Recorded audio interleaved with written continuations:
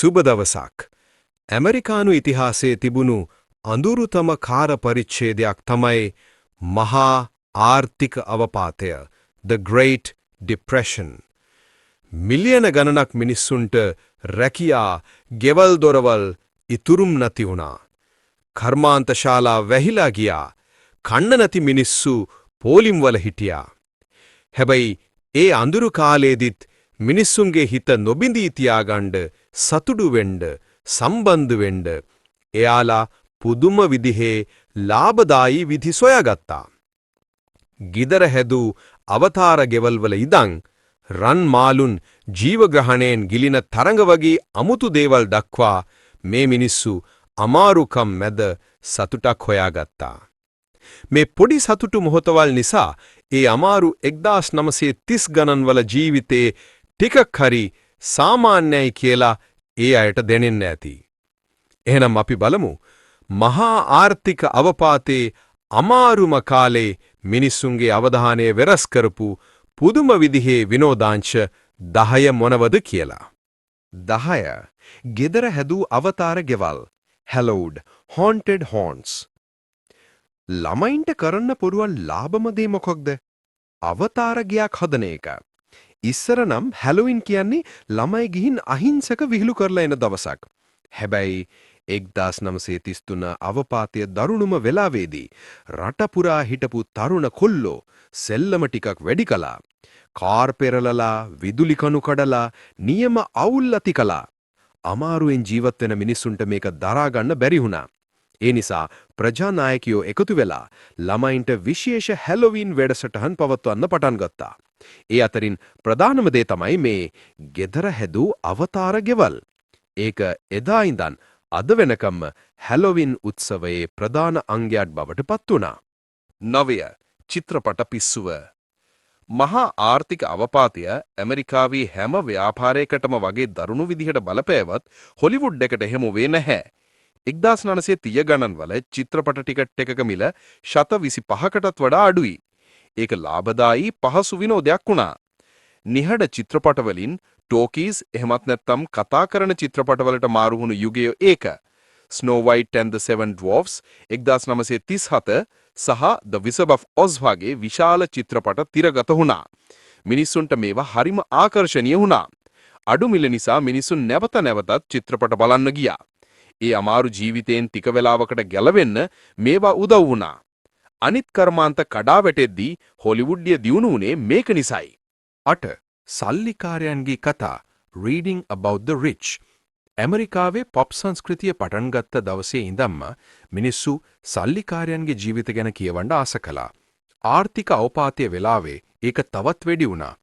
1933 දී තහනම් නීතිය ප්‍රොහිබිෂන් ඉවර වුණාට පස්සේ නිව්යෝර්ක් වගේ තැන්වල තිබුණු නීති විරෝධී බාර් සුපිරි රාත්‍රී සමාජශාලා බවට පත් වුණා. සල්ලි නැති නොවුණු චිත්‍රපටතරු සහ ව්‍යාපාරිකයෝ රාත්‍රී සමාජශාලා පිරෙව්වා. ඕපාදූප ලියන අය මේ හැමදේම පත්තරවල වාර්තා කළා. ගෙවල්වල හිරවෙලා හිටපු මිනිස්සු මේ ධනවත් මිනිසුන්ගේ නාට්‍ය ගැන කතා කිව්වා. ග්ලෝරියා වැන්ඩර්බිල්ට්ගේ බාරකාර නඩුව වගේ දේවල් පත්තර පිටුපුරවලා තිබුණා. පාඨකයෝ මේ පොහසත්ම ලෝකයෙන් ඈත්වුණු ඇමරිකානුවන් ගැන තියෙන කතා කියවන්න ඇදී ගියා. 7. මොනොපොලි බෝඩ් ගේම් පිස්සුව. චිත්‍රපට සහ ඕපාදූප වගේම බෝඩ් ගේම් කියන්නේත් අඩු වියදමෙන් නැවත නැවතත් විනෝද වෙන්න පුරුවන් ප්‍රභවයක් වුණා. මුලින් මේ ගේම් එක හැදුවේ ධනවාදය නරක පැත්ත උගන්වන්න. හැබැයි 1930 ගණන්වල චාල්ස් ඩැරෝ විසින් මේ අදහස අරගෙන මොනොපොලි කියන ගේම් එක පාකර් බ්‍රදර්ස් සමාගමට විකුණනවා. මේක හරිම වේගෙන් ජනප්‍රිය වුණා. ඒක ලාභයි පැය ගණන් විනෝදයක් ලබා දුන්නා. අයවැය තදවුණු පවුල්වලට මේක මිලදැරිය හැකි සුකෝපභෝගී දෙයක් වුණා.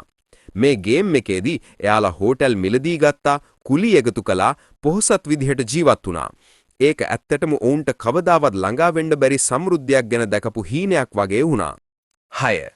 ඇදගෙන වැටෙනතුරු නටපු marathon dance. Dance till you drop. නැටුම් මැරතන් ඩාන්ස් මැරතන්ස් පටන් ගත්තේ අවපාතයට කලින් වුණත් මිනිස්සු දවස් ගණන් නටනවා බලන්න තියෙන ආසාව මේ අමාරු කාලේ වැඩි වුණා. මේ තරගවලින් ලැබුණු මුදල අඩු වුණත් රස්සා නැති අයට ඒ මුදල ජීවිතය වෙනස් කරන මුදලක් වුණා. නර්තන ශිල්පීන්ට පැයකට විනාඩි 10න් 15ක විවේකයක් ලැබුණා. ඒ වෙලාවට එයාලා නිදාගත්තා, හෙද නිලධාරිනියන්ගෙන් අඩි සම්භාහනය කරගත්තා. මේ අය මාරුවෙන් මාරුවට නිදාගන්න පුරුදු වුණා. නිදාගන්න කෙනා වටේ අත බැඳගෙන අනිත් කෙනා යාට සහාය දීලා කිලින් තියාගෙන හිටියා. මේ තරඟ අතිශය භයානකයි වුණත් ප්‍රේක්ෂකයෝ මේ අවදානම බලන්න ඇදී ආවා. අන්තිමට මිනිස්සුන්ගේ විරෝධය නිසා 1930 ගණන්වල අගභාගයේදී මේව තහනම් වුණා. 5. කාටූන් අනුගමනය කිරීම. Following the funnies. පුවත්පත් කාටූන් වලට ඇමරිකාවේ තියෙන්නේ දීර්ඝ ඉතිහාසයක්. හැබැයි 1930 ගණන්වලදී ළමයි නිවට්ක කරගත්තු කාටූන් වල ජනප්‍රියත්වය වැඩි වුණා. හැම ඉරිදාකම ළමයි ඩික් ට්‍රේසි, ලිටල් ඕෆන් ඇනී වගේ චරිත අනුගමනය කරන්න පටන් ගත්තා. හැබැයි ලිටල් ඕෆන් ඇනී කියනම කාටූනේ වටා මතභේදයක් ඇති වුණා. නිර්මාතෘ හෙරල්ඩ් ග්‍රේ 1932 දී රූස්වෙල් ජනාධිපතිතුමා බලයට ආවට පස්සේ ඔහුගේ නම කිවිසුම් නිව් ඩීල් ප්‍රතිපත්ති විවේචනය කරන්න මේ කාටූන් පාවිච්චි කරන්න ගත්තා.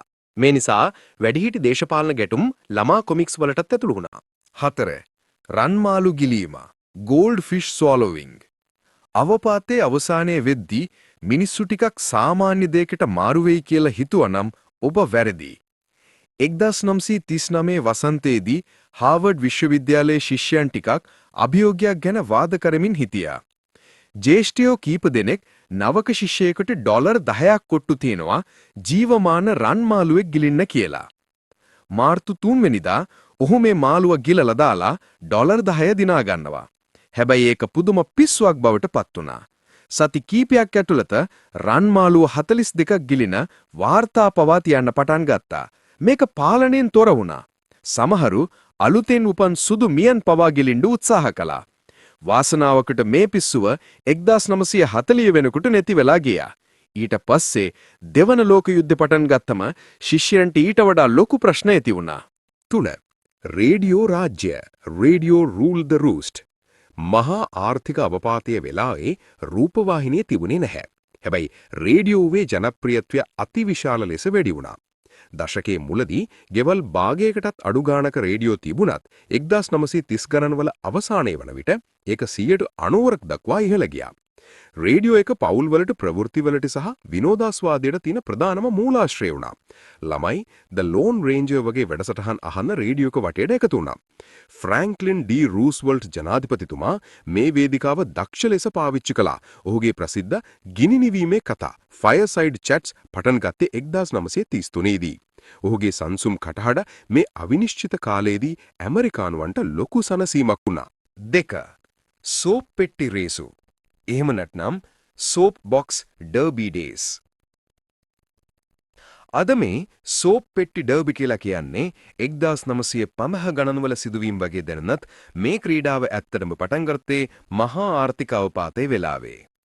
1933 දී මයිරන් ස්කොට් කියලා මාධ්‍යවේදියෙක් දැක්කා ළමයි ලී සබන් පෙට්ටි සහ අමතර කොටස් වලින් හදපු ගෙදර හැදු කාර් වලින් කඳුකර පාරවල් වල රේස් යනවා.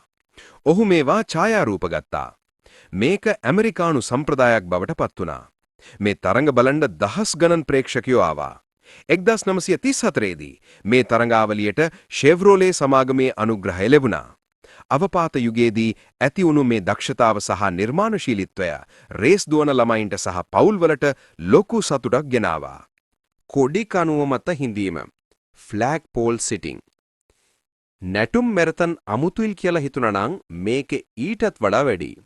මේකත් 1920 ගණන්වල පටන් ගත්ත 1930 ගණන්වලට ගලාගෙන ආපු පුදුම තරඟයක්. කොඩි කණුව මත වාඩි වෙලා ඉන්න එක තමයි මේක. හොලිවුඩ් නළු ඇල්වින් ෂිප්රෙක් කෙලි කියන පුද්ගලයා තමයි මේ පිස්සුව පටන් ගත්තේ. 1930 ග්‍රීෂ්ම කාලයේදී ඔහු අඩි 225ක් මීටර් 79ක් උස කොඩි කණුවක් මත දවස් 49ක් ඉඳගෙන හිටියා. එතනම කෑවා, නිදාගත්තා, රවුල කෙපුවා. මේක දැකලා මුළු රටේම මිනිස්සු අනුකරණය කරන්න පටන් ගත්තා.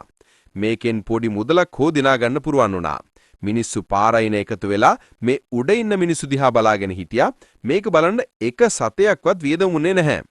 ඒ වගේම ගස් උඩ වාඩි වෙලා ඉන්න තරඟ පවා තිබුණා. අපපාතයෙන් පීඩාවට පත්වුණු තරුණයින්ට මේක ලාභ විනෝදාස්වාදයක් වගේම දුෂ්කර කාලයෙන් කෙටි ගැලවීමක් වුණා.